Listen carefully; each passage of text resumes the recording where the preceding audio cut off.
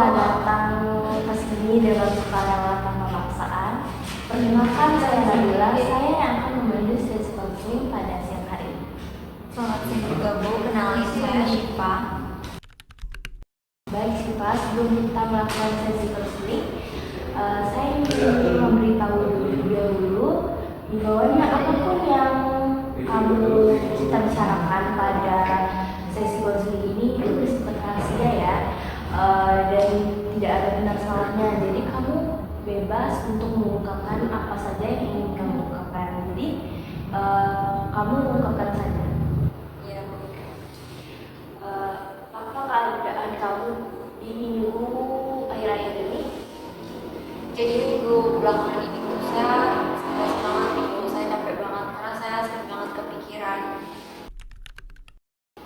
Kalau saya boleh tahu, kamu menghadapi masalah seperti apa di minggu belakangan ini?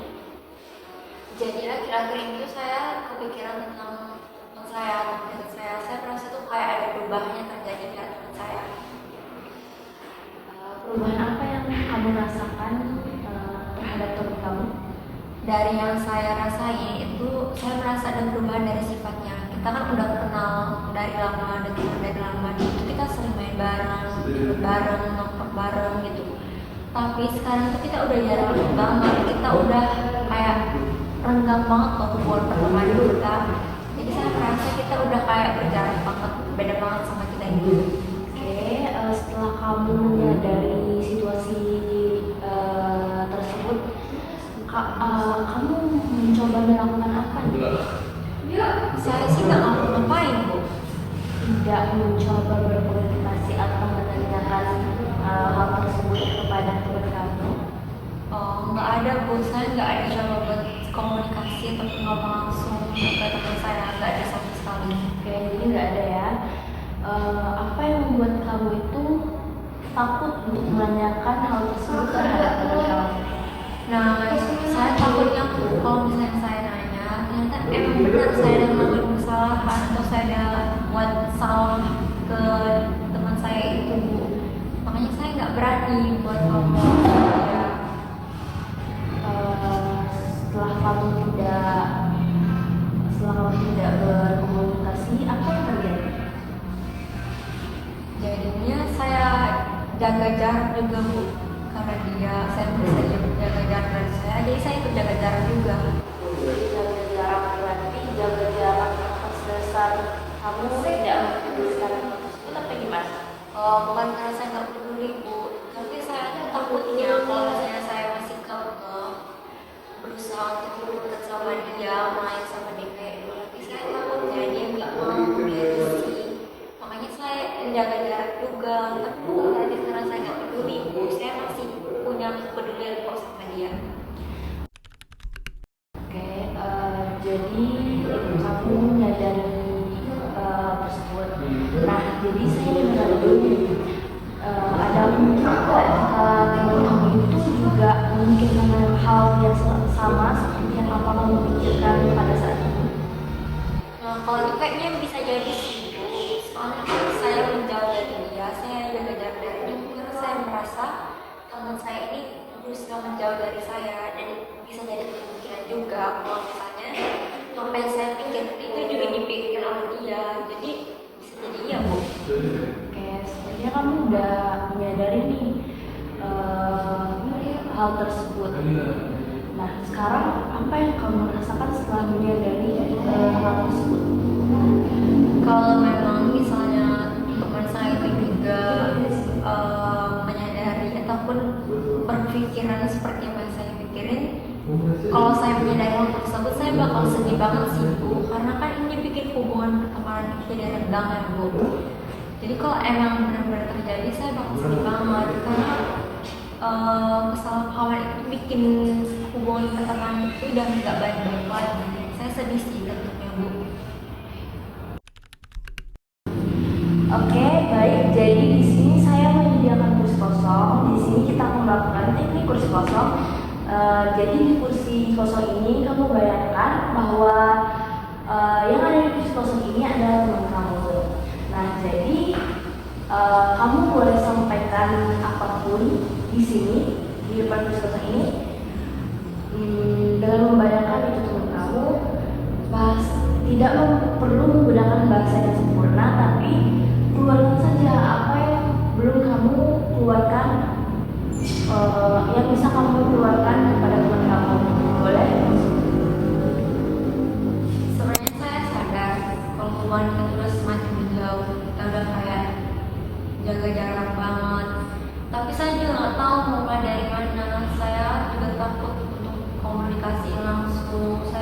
nggak berani.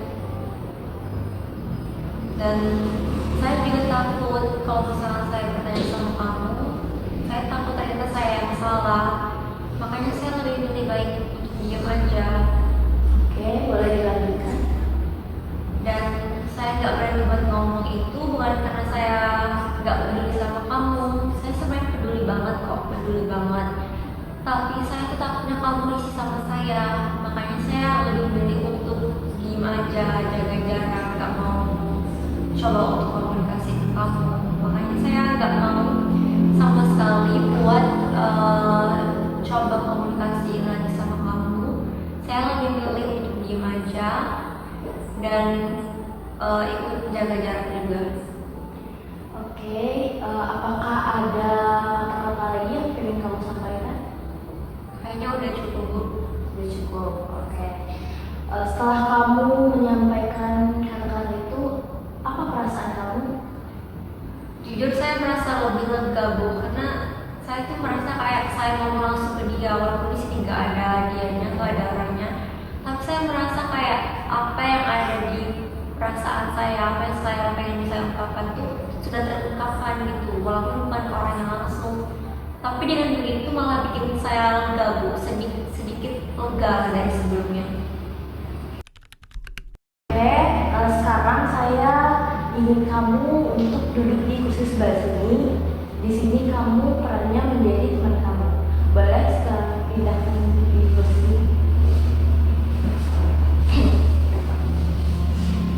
Oke, boleh kamu katakan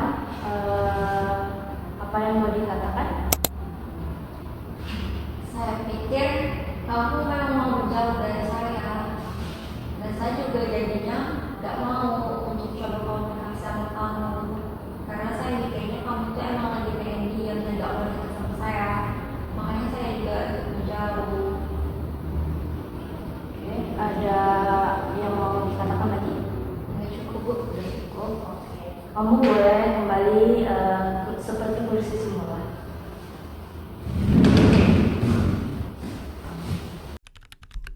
Oke, baik, setelah kita melakukan teknik kursi kosong tadi, kamu sudah berperan menjadi diri kamu sendiri dan menjadi teman kamu.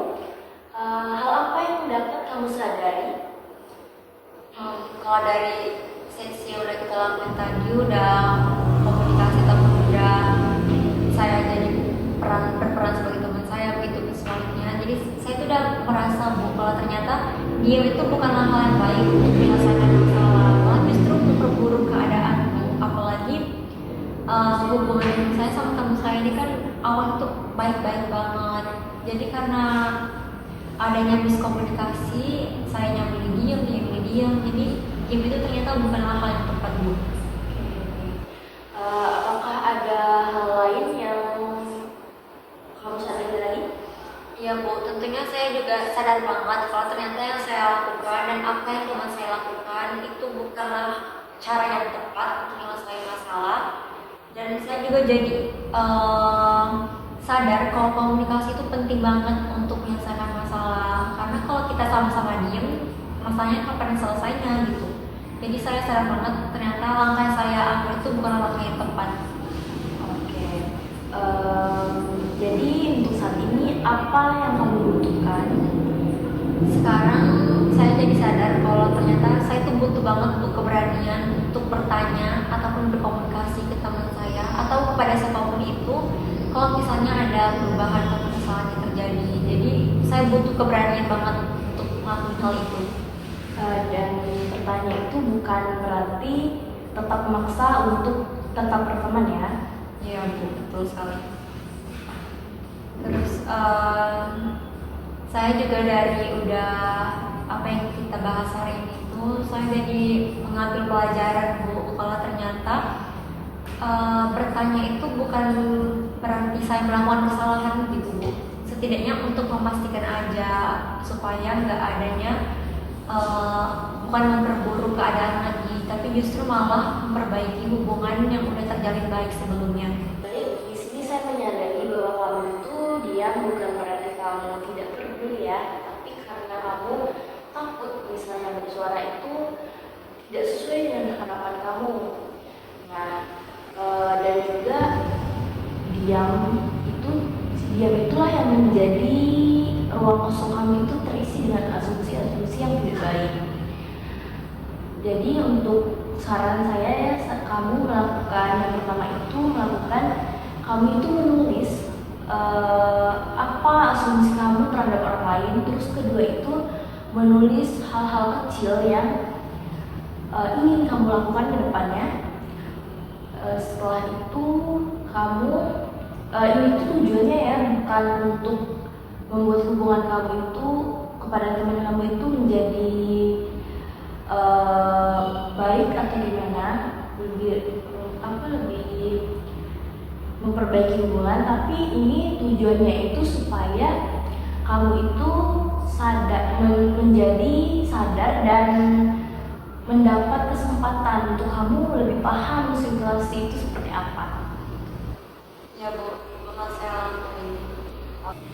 Oke, bagaimana perasaan kamu setelah melakukan diskusi pada hari ini? Jujur ya Bu, setelah melakukan konseling sama Ibu, selain saya lega karena punya teman buat cerita, jadi saya juga jadi menyadari sesuatu Bu, kalau ternyata saya tuh butuh banget keberanian buat mengungkapkan apa yang pengen saya ungkapkan. Dan saya juga sadar kalau diam itu bukanlah hal yang tepat untuk menyelesaikan masalah. Jadi saya sekarang udah merasa lebih lega lagi Bu dari sebelumnya, dan juga lebih tenang. Jadi saya nggak kepikiran lagi.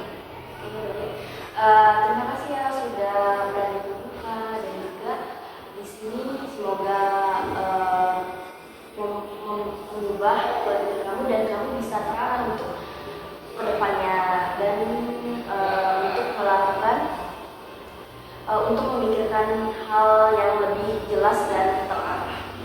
Baik, terima kasih Bu. Semua saran dari Ibu bakal saya lakukan, dan saya bakal coba untuk merubah pola pikir buruk saya menjadi lebih baik lagi, sehingga saya bisa melakukan langkah yang tepat. Oke, baik, sama-sama.